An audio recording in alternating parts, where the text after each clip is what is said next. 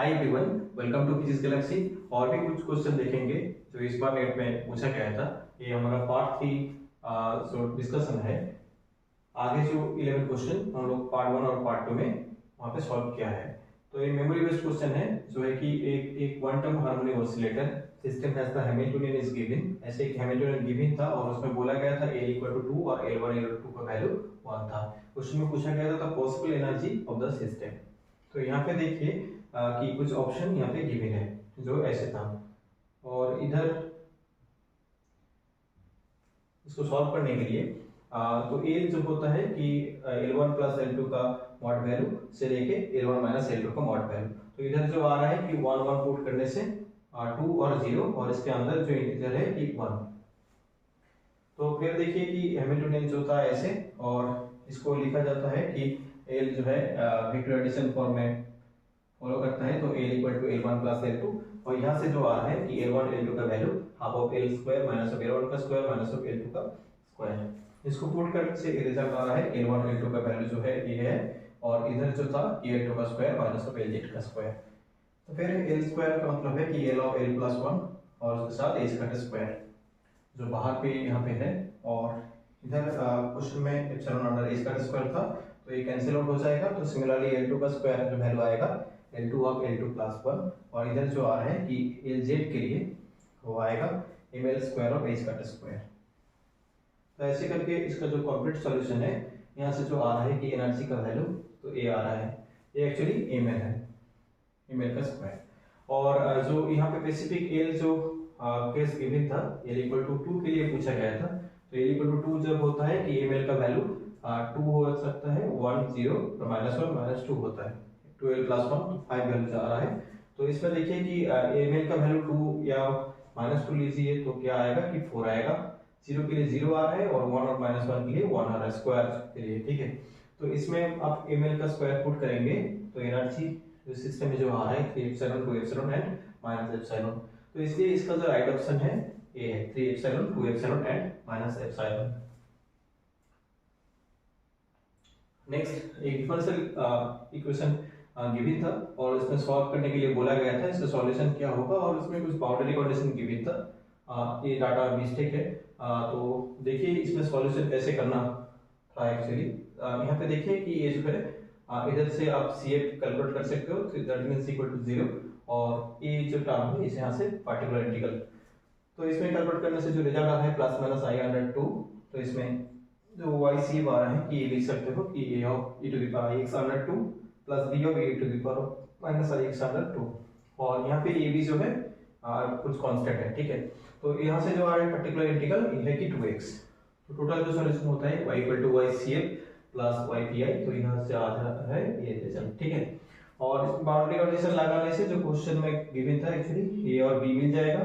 तो option actually correct होगा। Next question देखिए कि एक पोटेंशियल गिवन था minus of k/r then the potential change new the potential is form is actually v of r equal to v2 of r equal to minus k/2r। तो the question is actually तो फिर trajectory क्या होगा parabola ellipse and circle adder hyperbola. तो यहाँ पे देखिए eccentricity का जो फार्मूला होता है a equal to root under of 1 plus of 2e L square under a square.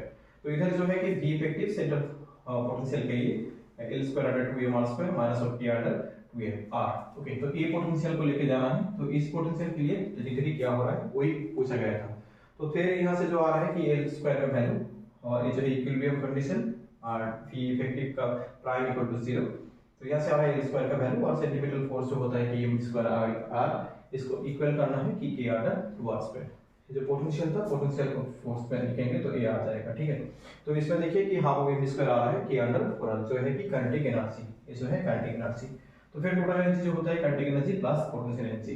तो इसमें लिखने से जो आ रहा है टोटल एनर्जी तो kinetic energy plus potential energy ये था और काइनेटिक एनर्जी जो था ये एक्चुअली रिजल्ट में मिल रहा है, ठीक है। तो फिर minus of k under 4r आ रहा है टोटल एनर्जी। तो फिर इसेंट्रिसिटी का जो फार्मूला था यहाँ पे आप पुट करेंगे तो क्या आएगा कि E का वैल्यू पुट करना है और जो यहाँ से L स्क्वायर का वैल्यू आ रहा है इसको पुट करने से जो रिजल्ट आ रहा है ये क्या है कि 1 से कम आ रहा है। तो दैट मींस एक्चुअली क्या है कि इसेंट्रिसिटी जो है कि 1 से कम है, दैट मींस एक्चुअली इलिप्स। तो इसका जो रिजल्ट होगा इलिप्स। नेक्स्ट जो क्लासिकल मैकेनिक्स में क्या था कि क्वेश्चन लैग्रेंजियन गिवन था और उसमें बोला गया था कॉन्जर्व लीनियर मोमेंटम ऑप्शन कुछ था, तो इसमें एक ऑप्शन ऐसा था x dot y dot plus z dot, ये जो टर्म है ये एक्चुअली क्या है, कॉन्जर्व है।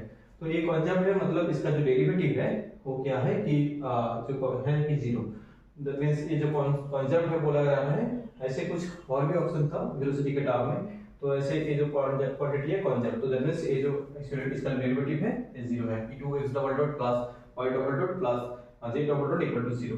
फिर यहाँ पे जो जनरलाइज्ड कोऑर्डिनेट है x y और z लैग्रेंजियन देख के पता चल रहा है, तो इसमें इक्वेशन ऑफ मोशन आएगा 3, ये Lagrangian equation of motion x के लिए, y के लिए एंड z के लिए। तो तीन इक्वेशन लगाने से यहाँ से x double dot y double dot और z डबल डॉट का वैल्यू आ रहा है, और फिर देखना था कि कौन सा जो क्वांटिटी था जिसमें इसका वैल्यू जीरो आ रहा है। तो इसमें देखिए कि ये जो एक्चुअली एक ऑप्शन ऐसा था, तो इसमें आप x double dot y double dot और z डबल डॉट ये तीन इक्वेशन ऑफ मोशन से कैलकुलेट करेंगे, तो ये रिजल्ट जो आ रहा है इक्वल जीरो आ रहा है। दैट मींस ये जो क्वांटिटी था एक्चुअली कॉन्जर्व था, तो इसलिए इसका जो राइट ऑप्शन होगा ए होगा, 2x dot plus y dot plus z dot. Next देखिए ये क्वेश्चन क्वांटम मैकेनिक्स जो नंबर ऑपरेटर से पूछा गया था। If a is an annihilation operator then the find of the value of this, okay, तो ये क्वेश्चन में पूछा गया था e over n of a cap e over of minus of a cap। तो देखिए ये जो एक्चुअली एक आइडेंटिटी होता है, तो ये वाला इसको लगाना था, और जो है कि नंबर ऑपरेटर का जो प्रॉपर्टीज होता है, तो यहाँ पे देखिए ये जो है एक्चुअली ए कैप ए से पूछा गया है, एक्चुअली ये कंपेयर करने से ए कैप, और ये जो है कि बी कैप, ओके, सो और जो है ए है ए कैप। तो ये आइडेंटिटी लगाने से आसान तरीके से ये क्वेश्चन सॉल्व हो जाएगा। देखिए कि यहाँ पे जो आ रहा है कि तो यहाँ पे बी आ रहा था, तो यहाँ पे बी जो है एक्चुअली ए कैप है, तो यहाँ पे ए कैप आ रहा है, तो देन ए रिजल्ट आ रहा है, ठीक है। तो इसमें देखिए कि और फिर ए का जो कॉम्पिटिशन होता है नंबर ऑपरेटर के साथ, नंबर ऑपरेटर बोला गया था यहाँ पे number operator A dagger of A, वो जो रिजल्ट देता है कि माइनस ऑफ ए कैप, और इसके साथ जो ए डैगर से जो रिजल्ट देता है ए डैगर। तो इसमें देखिए कि ये रिजल्ट ऐसे करके सॉल्व करने से जो रिजल्ट आ रहा है, एक फॉर्म बनाना था, ऑप्शन में ऐसे फॉर्म था एक्चुअली, तो इसको एक सीरीज में लिखना है कि इसलिए एक टर्म को ऐड करना है, तो फिर उसको मैंने मतलब माइनस कर दिया, तो जो मैंने एक्स्ट्रा लिखा था ए टर्म एक्स्ट्रा लिख दिया था, तो इसको मैंने माइनस कर दिया, तो ये फिर एक सीरीज बन गया कि e ओवर माइनस ऑफ ए। तो ये वाला टर्म जैसे था पहले उसको रखना था कि ऐसे जो ऑप्शन जिस ऑप्शन ए था वही करेक्ट है, ठीक है। तो ये अच्छा क्वेश्चन था, तो ये ऑप्शन इसका करेक्ट होगा। नेक्स्ट जो था कि spin and parity are the same for the given cases for the fast excited state. तो ये क्वेश्चन जो एक्चुअली न्यूक्ली जो गिवन था 3 न्यूक्ली गिवन था, बट ये डाटा थोड़ा डिफरेंट भी हो सकता है। ये 3 न्यूक्ली गिवन है और उसमें पूछा गया है कि सबके लिए जो फास्ट स्टेट में जो स्पिन पेरिटी आएगा उसमें कौन सा दोनों का सेम आएगा। तो एक तरीका होता है इसको सॉल्व करने का, जो है कि पहले कंसीडर करिए कि B5 इलेमेंट के लिए, तो यहाँ पे प्रोटॉन जो है B5 है, न्यूट्रॉन जो है 6 है। तो यहाँ पे देखिए कि जो ऑर्बिटल सीक्वेंस होता है सेल मॉडल से जो आता है स्पिन पेरिटी कैलकुलेट करने के लिए, तो ऐसे सीक्वेंस होता है। तो पहला जो है कि ग्राउंड स्टेट, ग्राउंड इस देखिए यहाँ पे जो है कि मल्टीप्लिसिटी, तो यहाँ पे 2 है, क्योंकि यहाँ पे तो 2s आपके लिए 2 रह सकता है, तो पहले 2 रख दीजिए, उसको रखना है जो ऑड नंबर ऑफ न्यूक्ली है, ठीक है। तो 5 इसको रखना है, तो पहले 2 रख दिया, तो फिर यहाँ पे जो है 3/2, तो दैट मींस एक्चुअली यहाँ पे जो मल्टीप्लिसिटी है 4 है, तो इसमें 4 न्यूक्लियन रह सकता है मैक्सिमम। तो यहाँ से यहाँ पे 3 रह गया, तो एक ग्राउंड स्टेट के लिए था, बट क्वेश्चन एक्चुअली पूछा गया था फास्ट स्टेट के लिए, ठीक है। तो यहाँ पे क्वेश्चन ए पूछा जाता है कि ग्राउंड स्टेट में स्पिन पेरिटी क्या होगा, तो स्पिन होगा 3/2, बट इसी केस में फास्ट स्टेट में पूछा गया था, तो इसलिए आपको देखना है कि फास्ट स्टेट के लिए एक एनर्जी को चेंज करना होगा या पार्टिकल को ट्रांसफर करना होगा। तो यहाँ पे देखिए कि पार्टिकल यहाँ से ग्राउंड स्टेट यहाँ आ गया, तो फिर क्या हुआ कि इधर 4 पार्टिकल रह सकता है, 4 न्यूक्लियन रह सकते हैं, क्योंकि यहाँ पे मल्टीप्लिसिटी हो जाए तो जो है कि 4, ठीक है। तो फिर यहाँ पे देखिए कि इसमें रखने से ये फास्ट स्टेट को डिफाइन कर रहा है, और इसमें जो अनपेयर्ड जो प्रोटॉन है वो कहाँ पे है, एक्चुअली 1s हाफ के लिए है।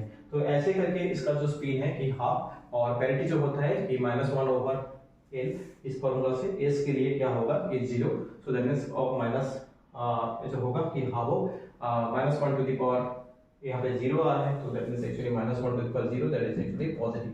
तो दैट मीन्स एक्चुअली इसमें जो स्पिन पेरियड आएगा फास्ट स्टेट के लिए B511 के लिए वो है कि हाफ क्लास। ऐसे करके बाकी जो दो है उसको भी कैलकुलेट कर सकते हो कि उसका फास्ट एक्साइटेड स्टेट और जो है कि तीसरा जो था उसका भी फास्ट एक्साइटेड स्टेट। तो कैलकुलेट करने से क्वेश्चन पूछा गया था स्पिन पेरिटी किस दोनों में सेम आएगा। तो इसका डिटेल सॉल्यूशन आप लोग देख लेना, या क्वेश्चन में एक्चुअली जो न्यूक्लियस था वो एक्चुअली जो ऑफिशियल क्वेश्चन पेपर आने से पता चल जाएगा। तो मेरे को लग रहा है कि ये दोनों का जो है कि स्पिन पेरिटी सेम था फॉर द फास्ट स्टेट के लिए, ठीक है।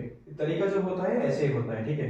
तो ग्राउंड स्टेट पूछा जाता तो जस्ट आपको फिलअप करके जाना है, जो मैक्सिमम मल्टीप्लिसिटी को ठीक से देखना है, ठीक है। और फास्ट स्टेट के लिए थोड़ा शिफ्ट होगा करेगा, ठीक है। तो जैसे इसके लिए देख लीजिए ऐसा करके जो न्यूक्लियन था उसमें से दोनों न्यूक्लियन का स्पिन पेरिटी सेम होगा। तो नेक्स्ट देखिए कि ये क्वेश्चन था फूरियर सीरीज से, जो है एक फंक्शन गिवन था और यहाँ पे बोला गया था व्हिच लोएस्ट हार्मोनिक वैनिसेस। जो होता है कि एक हार्मोनिक का मतलब है कि ए एन बी एन ऐसे कुछ टर्म, ठीक है। तो इसमें लोएस्ट कौन सा टर्म है, ठीक है। मींस एन का वैल्यू क्या है लोएस्ट, तो जिसमें लोएस्ट हार्मोनिक वैल्यूज हो रहा है मतलब एन और बी एन का वैल्यू 0 आएगा, तो एन का वैल्यू वो क्या होगा। तो देखिए इसमें ये जो है पीरियोडिक फंक्शन है और बी एन और ए एन को जो फॉर्मूला होता है कि 2 अंडर टाइम पीरियड जो है। तो यहाँ पे देखिए कि जो लिमिट है कि यहाँ से लेके यहाँ एक पीरियड आएगा, तो 5t/6 से 11t/6, और जो है कि 5t/6 से लेके t तक रिजल्ट दे रहा है जो है कि v0, फिर ये है जो कि 0, फिर जो दे रहा है कि v0। तो ये लिमिट जो आएगा पहले तो 5t/6 से 11t/6, और जो फॉर्मूला होता है ft of sin 2n pi t under t of dt। तो लिमिट पे चेंज होगा कि 5t/6 और फिर यहाँ पे t, क्योंकि यहाँ पे देखिए यहाँ पे जो है कि t से लेके 11t/6 तक जो फंक्शन है वो 0 है, तो दैट मींस वो लेना नहीं है।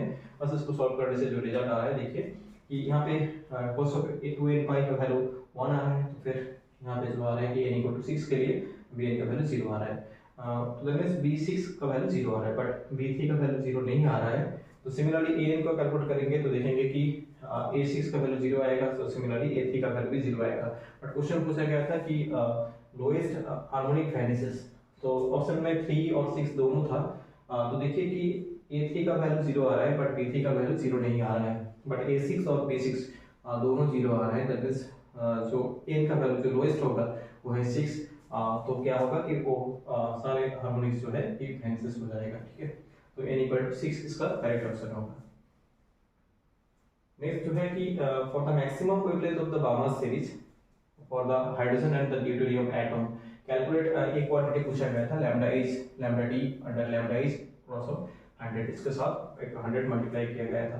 तो ये चीज ध्यान में रखना है कि मैक्सिमम वेवलेंथ बोला गया था बार्नस सीरीज के लिए। तो पहला जो है कि हाइड्रोजन के लिए एक इलेक्ट्रॉन एक प्रोटॉन, तो रेडियस मास कॉन्सेप्ट आएगा। रेडियस मास जो होता है actually m1 × under m1 + m2, तो यहाँ से आ गया। और प्रोटॉन का जो मास होता है 1836 ऑफ मास ऑफ इलेक्ट्रॉन, तो यहाँ से लेके ये रिजल्ट आ गया। तो फिर ड्यूटेरियम जो होता है कि एक इलेक्ट्रॉन और न्यूक्लियस के अंदर एक प्रोटॉन और जो है कि 2 mp of multiply of me ऐसे आता है, ठीक है। तो ऐसे करके से ये रिजल्ट आ गया, ठीक है। तो फिर देखिए कि इसमें उसमें बोला गया था मैक्सिमम, तो इसलिए 1/λ इज मैक्सिमम लिखेंगे तो ये आएगा जो बार्नस सीरीज के लिए होता है कि 1/4 - 1/9 आएगा, ठीक है। तो फिर ऐसे करके ड्यूटेरियम के लिए भी करना है। तो दोनों में जो रिजल्ट आ रहे हैं लैम्डा एच का मैक्सिमम वैल्यू, लैम्डा का value maximum for the hydrogen और लैम्डा का वैल्यू फॉर द ड्यूटेरियम के लिए मैक्सिमम ये आ रहा है। तो इसका डिफरेंस बोला गया था, उसका डिवाइडेड बाय लैम्डा एच था और उसके साथ एक मल्टीप्लाई ऑफ 100 था। तो इसमें देखिए कि ऑप्शन जो था 0.03 -0.03, तो दोनों ऑप्शन था, माइनस भी था प्लस भी था, बट इसमें जो रिजल्ट आ रहा है ये प्लस आ रहा है और ये रिजल्ट करेक्ट है 0.03।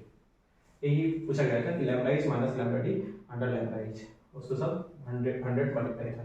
तो ऑप्शन जो होगा कि 0.03 पॉजिटिव आएगा, नेगेटिव जो है गलत है यहाँ पे।